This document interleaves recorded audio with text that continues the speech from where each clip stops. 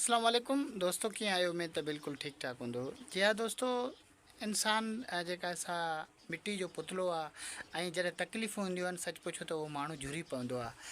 ऐं अहिड़ो ई हिकिड़ो अॼु असांखे मरीज़ मिलियो आहे, मारूमल भील आहे ऐं ॻोठु मुबारक जरवार लॻ काठड़ी ते वेठल आई ऐं काठड़ी ऐं खीराओ जे विच में सिमनाले ते हिन जो घरु आहे। इंतिहाई ग़रीब मिसकिन माण्हू आहे।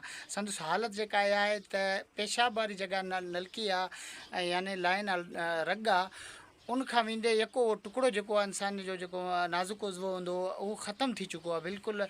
तस्वीर में तव्हांखे ॾेखारींदासीं त उनजी इहा कंडीशन आहे, अहिड़ी कंडीशन आहे। हिकु मिसकिन आहे, ग़रीब मिसकिन माण्हू आहे ऐं नालो मारूमल आहे ऐं पाण भील आहे वीचारो ग़रीब। तव्हां ॾिसी सघो था हिन जी सूरत हाल इंतिहाई ख़तरनाक आहे, इंतिहाई ख़तरनाक आहे। एतिरे क़दुरु धणी जी चवणु आहे त मूंखे को अहिड़ो इंजेक्शन लॻे जो मां मरी वञा हलियो, छो त एॾी तकलीफ़ ऐं इज़ा आहे। ऐं वॾी ॻाल्हि इहा आहे त हिन जे घर में खाइण जे लाइ बि कुझु कोन्हे। हिकिड़ो मिसकिन ग़रीब घराणो आहे। ॾुख जहिड़ी ॻाल्हि आहे, सच पुछो त हिकिड़ो ग़रीबत वारो माहौल मथां वरी जेकॾहिं बीमारी अची वञे त इंसानु हिकिड़ो बेहाल थियो थो वञे, निढहाल थियो थो वञे।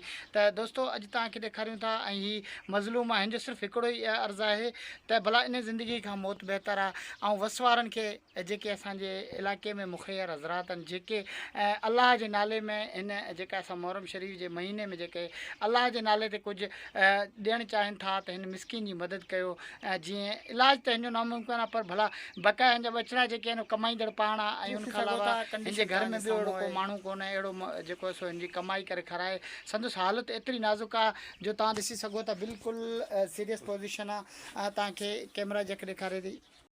तव्हांखे हीअ घणो टाइम थियो आहे तकलीफ़ खे? अच्छा, छा जी वजह खां ई थियो आहे तव्हांजी तकलीफ़?